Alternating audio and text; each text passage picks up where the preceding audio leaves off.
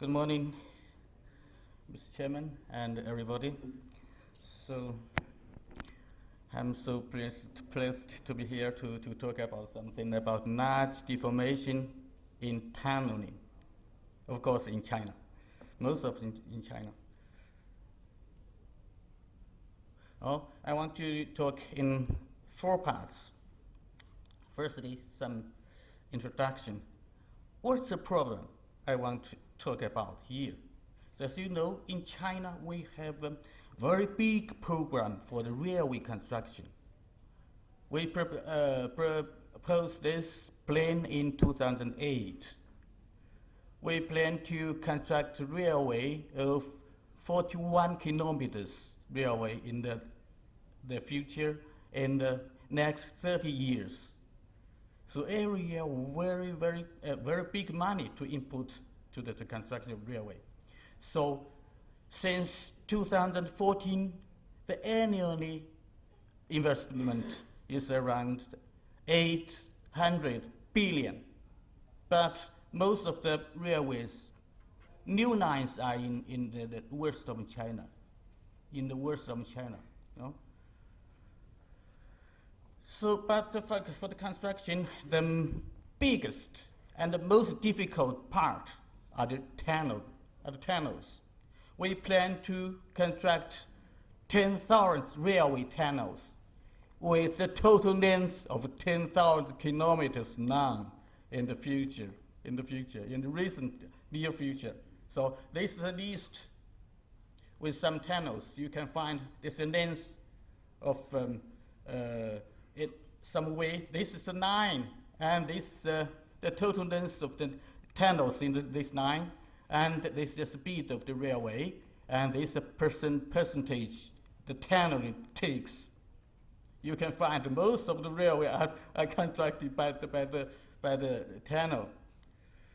So we have met many problems, including the water mass rush, and the cave-in and rock burst and high temperature. But most common problem comes from large deformation because of the high stress or deep excavation and soft rock. So these are some examples. The first kind of problem is deformation and failure in weak cement and water-sensitive rock. This the tunnel in novice. We can excavate easily, but it is also very easy to be liquefied when the groundwater, when metered groundwater. And this is another kind of rocks. The tertiary sandstone with very weak cements. This is very get to be loosened by the underground water. And the other kind of the fractured, weak, cemented hard rock. The block is hard, but the connection between the blocks are very weak. And this kind of rock also very easily to be broken, to be fractured when disturbed by excavation. And this is another kind of rock, slate and historic rocks, very thin slice with almost 1 to 2 centimeters.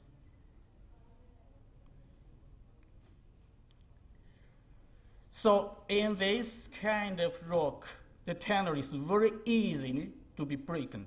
These are some photos for the failure of the primary leading system. As you know, in China, our tunneling is leading supported by two layers of the supporting system. One is the primary leading by bolts, by concrete, jet concrete, and the second, also the permanent supporting system is concrete, just concrete, steering concrete.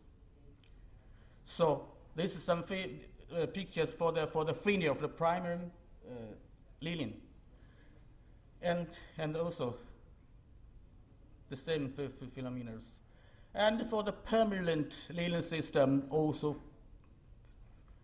broken very seriously. As you know, in China, the first thing we want it to control all the deformation and the stress. And for the permanent linear system, we just take as a reservation of safety. So, but now the permanent linear system failed. So there's some tunnels with large deformation. This the name of the tunnels, and this location with Nanxing means Nanzhou to Xinjiang, the northwestern China, and the total length of the tunnel is around 20 kilometers, and this is some rock, type of rock, and the structure of the rock. But why the tunnels failed too serious? I think on our experience and the study of the tunnels, the main causes are these two kinds of causes for the large deformation. First is the high stress or deep excavation. As you know, we have a serious tectonic compressive zones in China around the Tibet. And this to show the deformation of the tectonic displacement just stopped at these belts. So this make the high compressive stresses. In this area, the geologic stress is very high.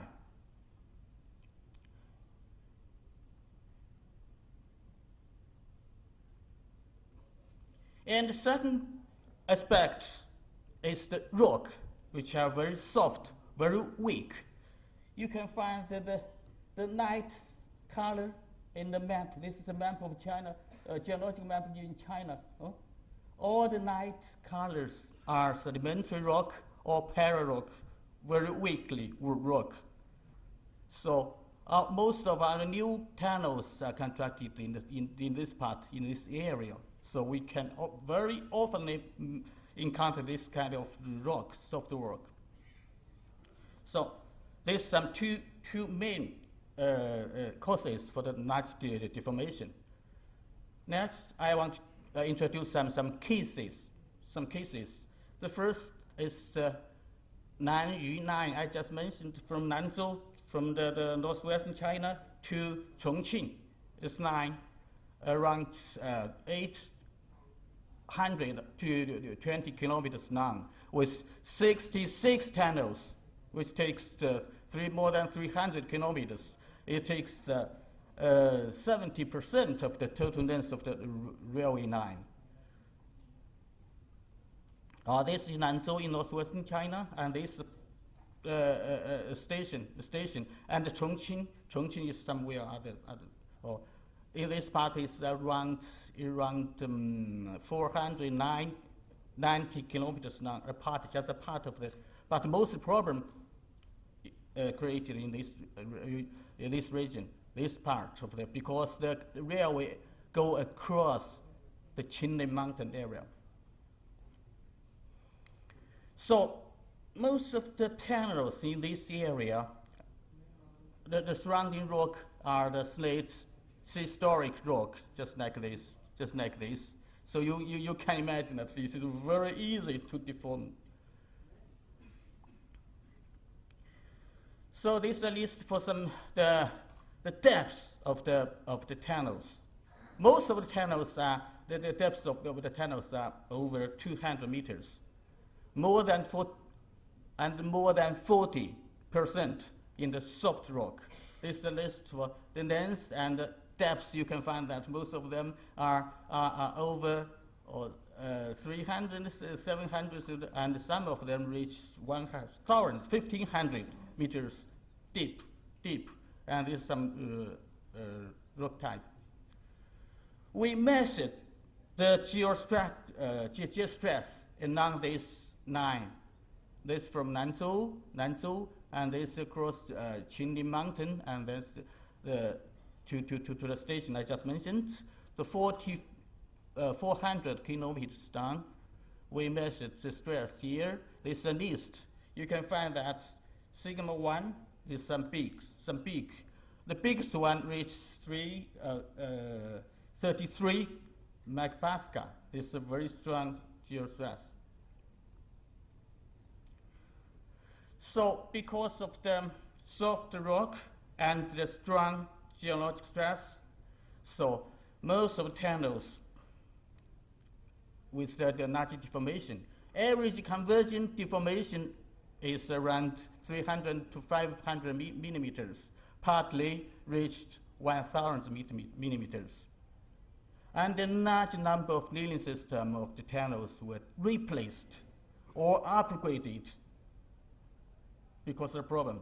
And billions of money need to be invested to increase the investment need to be increased. This is a big money. So, okay, there's some examples for the tunnels with upgrade with changed design of the linear system.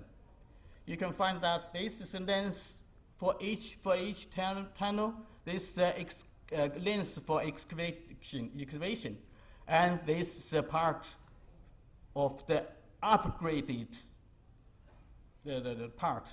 So it takes 60% and 48% and even 95%. The average is 62%. So most of the tunnels have to change the design of the linear system. So this is a case. This is a case from Nanyu. I just mentioned from Nanyu Railway, named Muzailin Tunnel. The total length of the tunnel is 19 kilometers.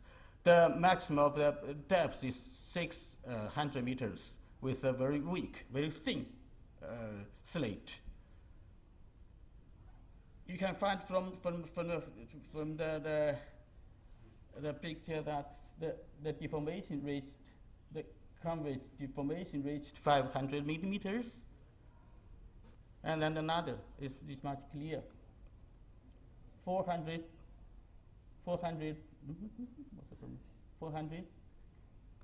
So very big, very large non-deformation.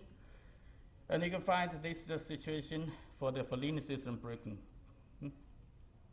This is the first case. And the second case is the Xincheng's tunnel with the total length of 9 kilometers. The max depth is 450 meters with a very soft, very thin slate parallel to the axis of the tunnel, and with very steep angles, deep angles. And the biggest problem caused by these two lines goes together, and to be a big section of the tunnels. So the problem is caused here because of the slide is stand very steep and parallel to tunnels. So when the stress concentrated, it's very easy to be compressed, to deformed in this part.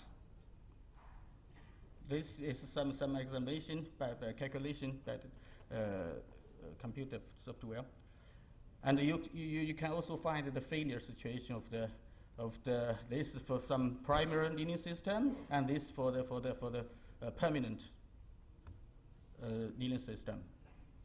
And the designer take very strong measures to control. You can find that this is section that's 2 layers of primary linear system to control deformation, and a very strong permanent linear supporting system.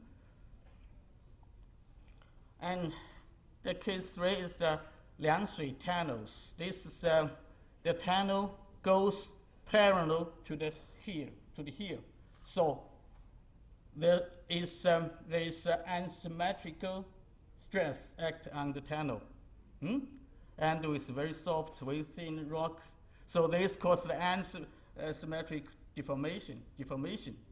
The tunnels deformed in this way.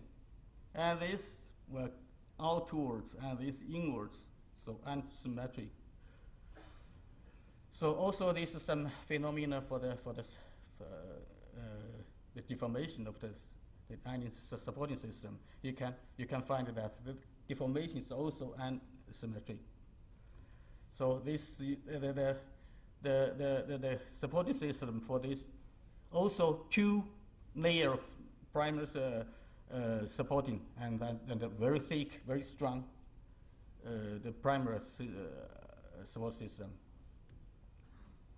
This is another case in Wushaolin tunnels. Is very famous tunnels, very difficult in Nanxing, Nanzhou, and Xinjiang. Both these cities are in northwestern China.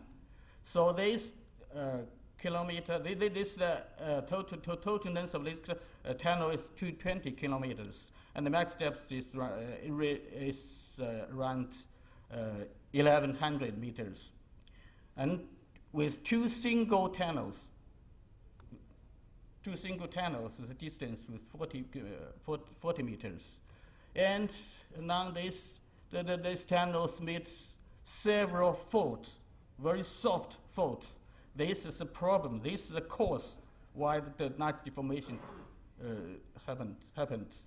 So the biggest convergence, the deformation is around reached 1,000 millimeters. And the case 5 is the TBM water diversion tunnels. Yesterday, Mr. Jie Wu has introduced this case. This tunnel just for water diversion, but the total length of that is 18 kilometers long, and excavated with TBM. When the TBM stopped longer than the design time, it blocked because of the deformation, large deformation. The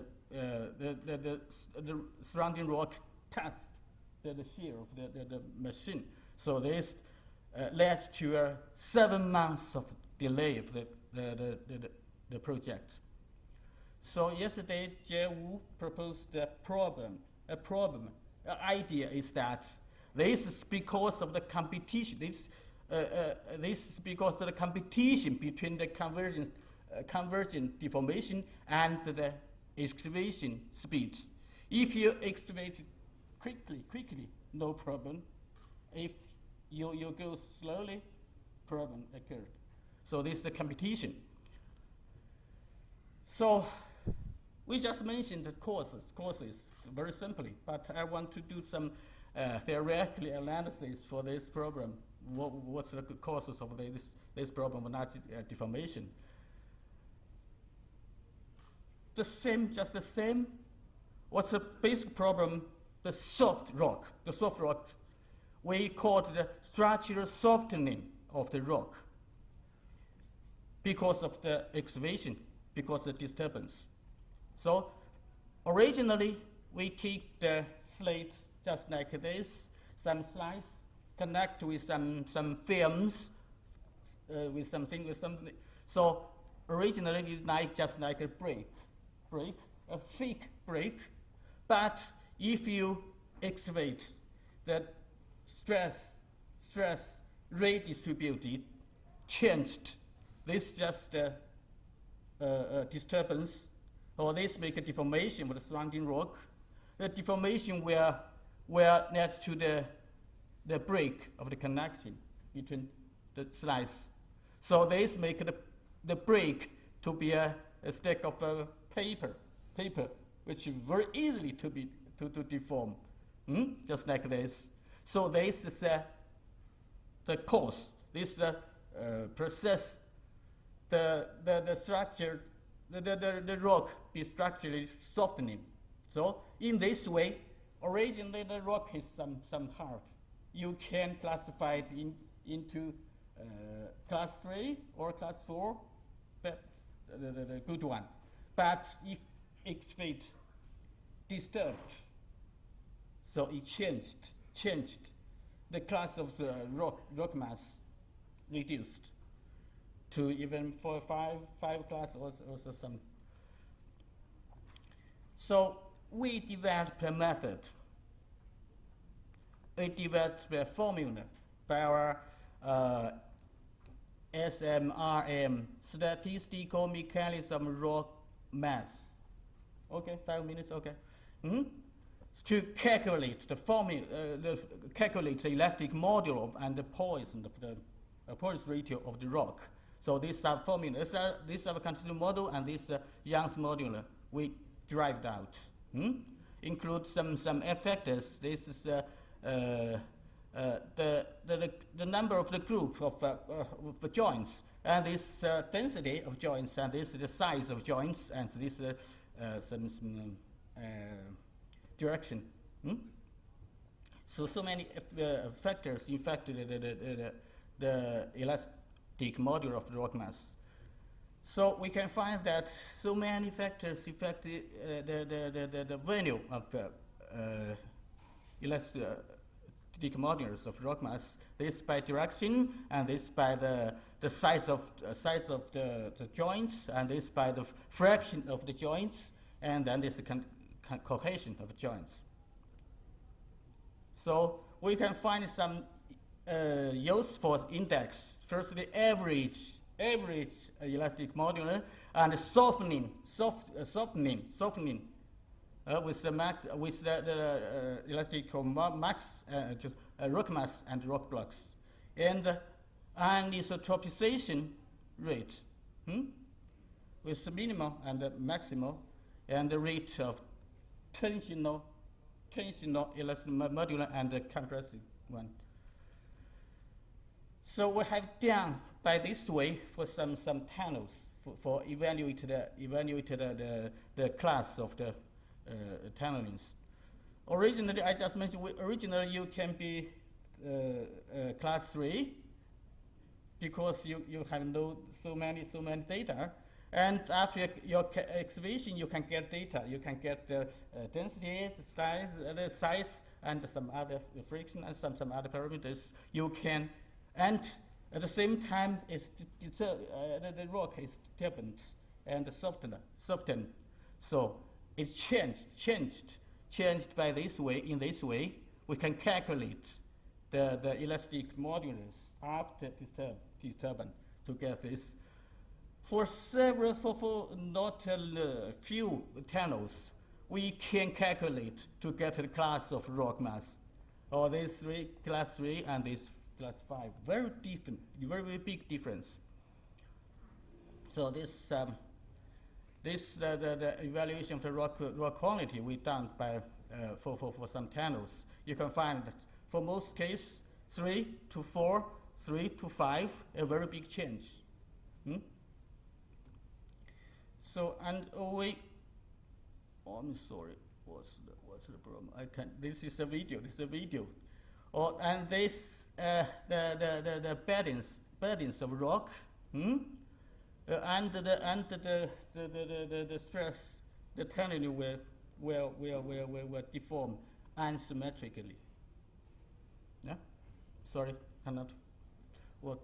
So this is the first for the softening of rock, and secondly, increase of rock pressure than the normal case because the depths, the big depths, and the soft rock.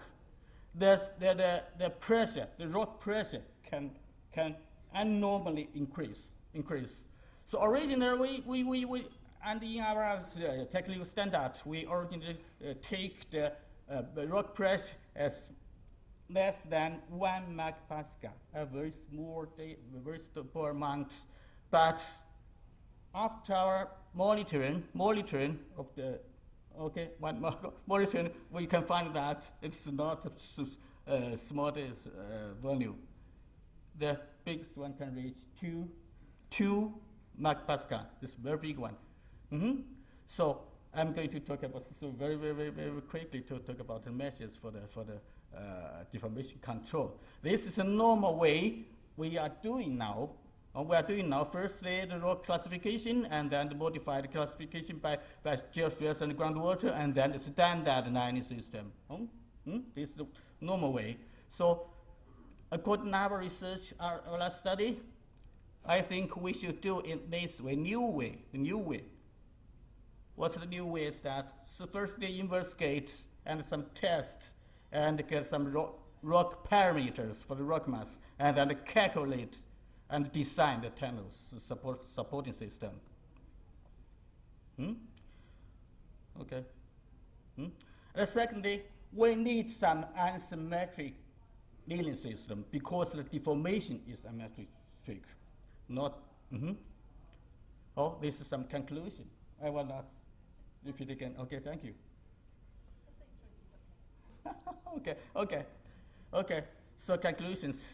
Firstly, we find that large deformation leads to lots of tunneling, upgrade and evaluate the class of rock, replace their linear and delay time and increase the investment. Secondly, the main cause of the problem are strengthening of the rock press and the softening of slate of the rock due to excavation.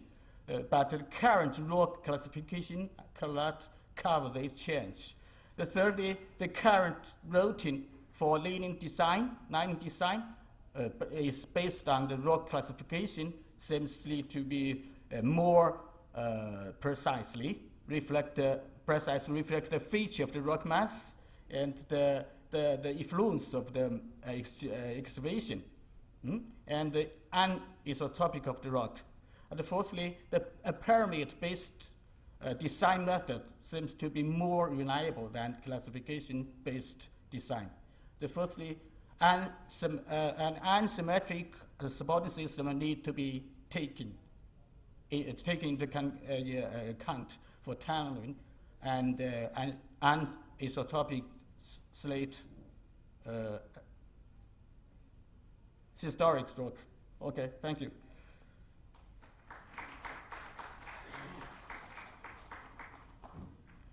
Thank you, Professor Wu, for a very, very interesting lecture. Particularly, I was very impressed because there are very few presentations which deal with failures.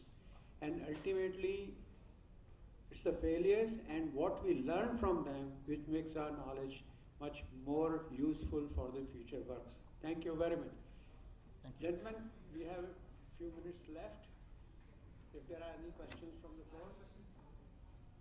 Yeah, please. Hello. Is it working? Yes. Yeah. Well, great presentation. One soft rock mass under high stress, one would expect large deformations. Okay. My question is, did you try, or did they, the construction people, try over-excavating the tunnel to accommodate for the extra deformation, and so that the supports are not to be designed for heavy pressure? Did they over-excavate? Sorry, what's your question? Did they try and over-excavate the tunnel? I mean, extra size of the tunnel to accommodate the additional deformation, to reduce the pressure?